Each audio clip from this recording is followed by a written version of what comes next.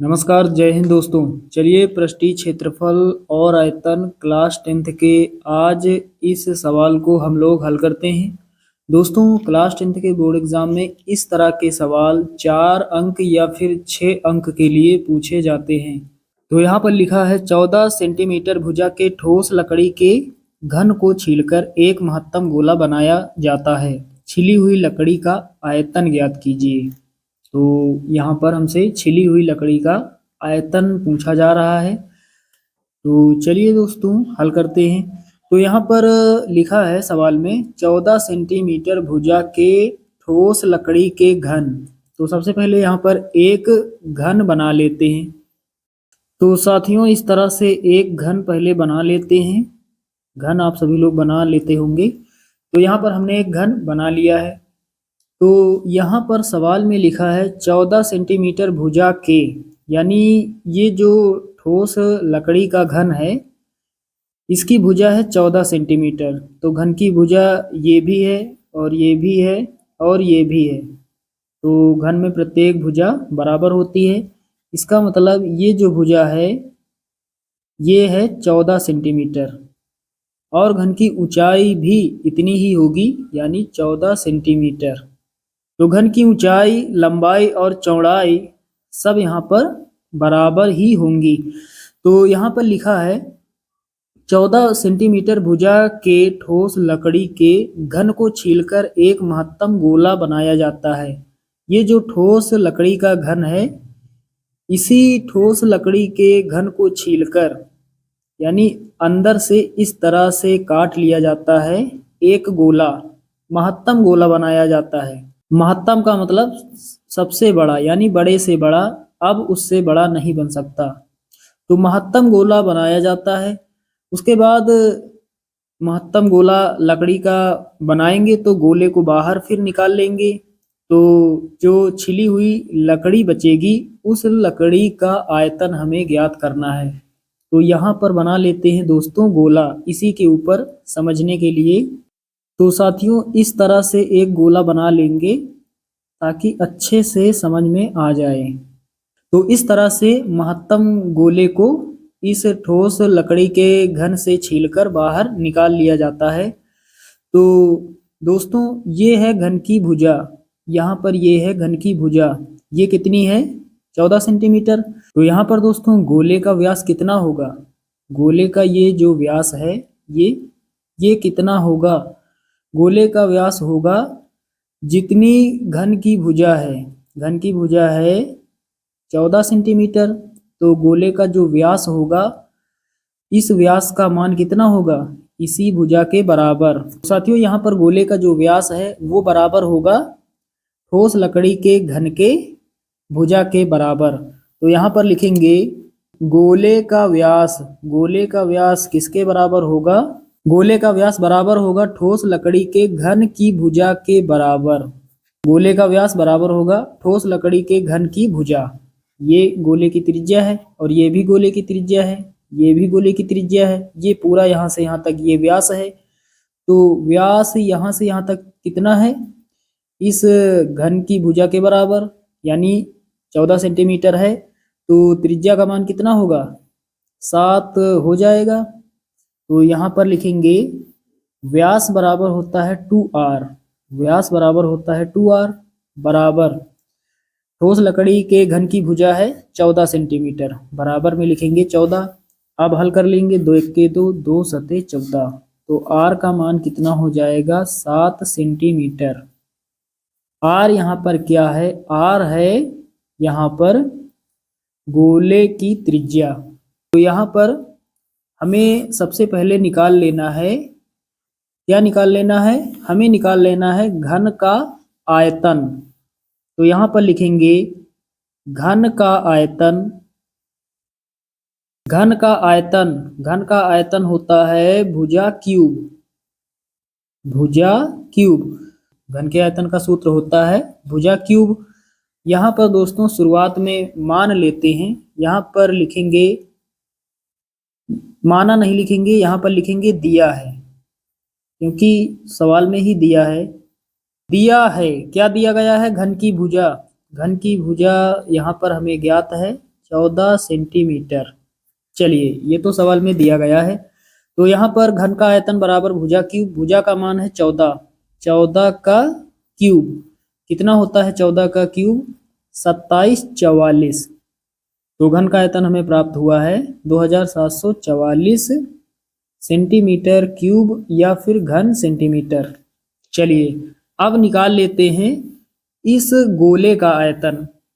तो यहाँ पर लिखेंगे अब गोले का आयतन बराबर लगाएंगे। गोले का आयतन का सूत्र होता है 4/3 पाई आर क्यूब। ये होता है सूत्र। यहाँ पर रख देते हैं सभी मान। 4/3 पहले लिखेंगे, पाई का मान हमें रखना है 22/7, गुणा लगाएंगे आर क्यूब, आर का मान 7 है तो यहाँ पर क्यूब लगा है तो 7 गुणा 7 गुणा 7, 3 बार 7 को लिखेंगे तो एक 7 से ये ऊपर का 7 कट जाएगा।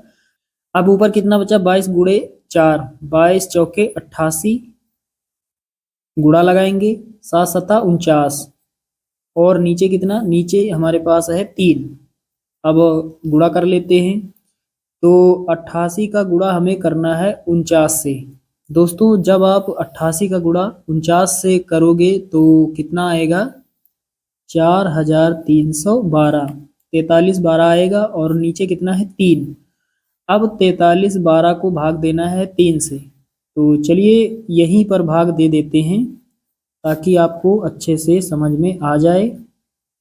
यहाँ पर आप गुणा कर लेना, गुणा आप सभी लोग करना जानते हैं कैसे किया जाता है। जब आप 88 का गुणा 49 से करोगे तो 4312 ही आएगा। अब यहाँ पर 3 से भाग दे देते हैं तो 3 इक्के 3, 3 इक्के 3, यहाँ पर 4 है, 4 में 3 घटाएंगे 1 बचेगा। अब 3 उतारेंगे, 13 हो गया, 3 चौके 12, 3 चौके 12, तो यहाँ पर 13 में 12 जाएगा, 1 बचेगा।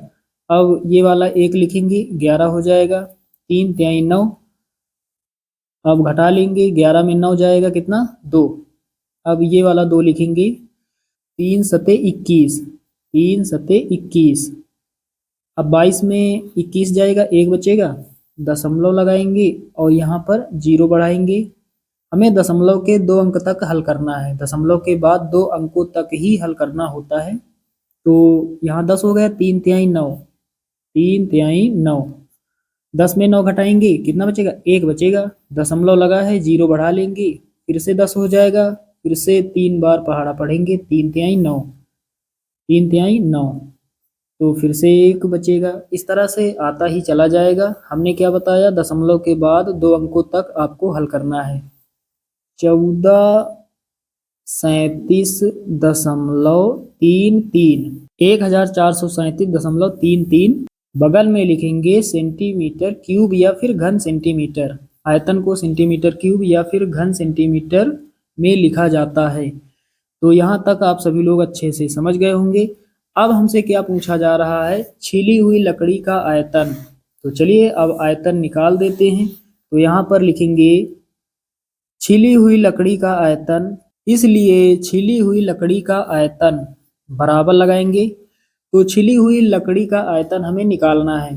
तो साथियों, हमने यहाँ पर आपको शुरुआत में ही बताया कि ये जो ठोस घन है, इस घन से एक महत्तम गोला बनाया जाता है लकड़ी को छीलकर और ये गोला निकाल लिया जाता है। तो इस घन से एक गोला जो है वो यहाँ पर निकाल लिया जाता है। अब जो यहाँ पर लकड़ी बची हुई है, इस लकड़ी का हमें आयतन ज्ञात करना है। तो इस घन से हमने क्या निकाल दिया है? हमने एक गोला निकाल दिया है, एक महत्तम गोला निकाल दिया है, कम कर दिया है। तो यहाँ पर छिली हुई लकड़ी का आयतन कैसे ज्ञात करेंगे?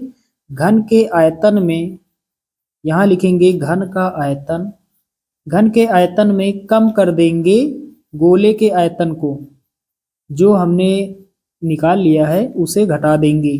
गोले का आयतन, ये यहाँ पर आयतन है।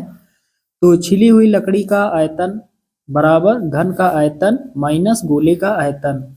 अब यहाँ पर मान रख देते हैं। घन का आयतन हमें ज्ञात है 2744, 2744 माइनस गोले का आयतन हमें ज्ञात है कितना 1437 1437.33। अब घटा देते हैं 2744 में 1437.33 यहीं पर घटा लेते हैं। 2744 में हमें घटाना है कितना घटाना है 1437.33। चलिए घटा लेते हैं। यहाँ पर इसके सामने दशमलव नहीं है तो लगा लेते हैं और दशमलव के बाद 00 मान लेते हैं। चलिए अब घटा लेते हैं। तो इससे एक यहाँ पर लेंगे, यहाँ 10, यहाँ से एक लेंगे, यहाँ 10 हो जाएगा, 10 में 3 जाएगा, 7 बचेगा। और यहाँ पर कितना बचा 9, 9 में 3 जाएगा, 6 बचेगा। फिर दशमलव लगाएंगे, यहाँ कितना बचा, यहाँ बचा 3, तो 3 में 7 नहीं घटेगा, इससे एक लेंगे तो यहाँ पर कितना हो जाएगा 13, 13 में 7 जाएगा, कितना बचेगा 6 बचेगा। यहाँ पर कितना बचा, यहाँ पर बचा 3, 3 में 3 जाएगा, कितना बचेगा 0 बचेगा। उसके बाद दोस्तों यहाँ पर कितना बचा, यहाँ पर 6, 6 में 4 जाएगा, 2 बचेगा। 3 में 3 गया तो यहाँ पर 0 हो गया। और यहाँ से हमने हासिल नहीं लिया है क्योंकि यहाँ पर बड़ी संख्या है। यहाँ 7 है, 7 में 4 घटाएंगे तो कितना बचेगा 3 बचेगा। यहाँ कितना बचेगा 3 बचेगा। उसके बाद 2 में 1 जाएगा, 1 बचेगा। तो हमारा फाइनल आंसर कितना होगा 1306.67 घन सेंटीमीटर या फिर सेंटीमीटर क्यूब। ये होगा छिली हुई लकड़ी का आयतन। तो साथियों उम्मीद करता हूँ कि ये सवाल आप सभी लोग अच्छे से समझ गए होंगे। चलिए दोस्तों मिलते हैं अगले वीडियो में, तब तक के लिए जय हिंद।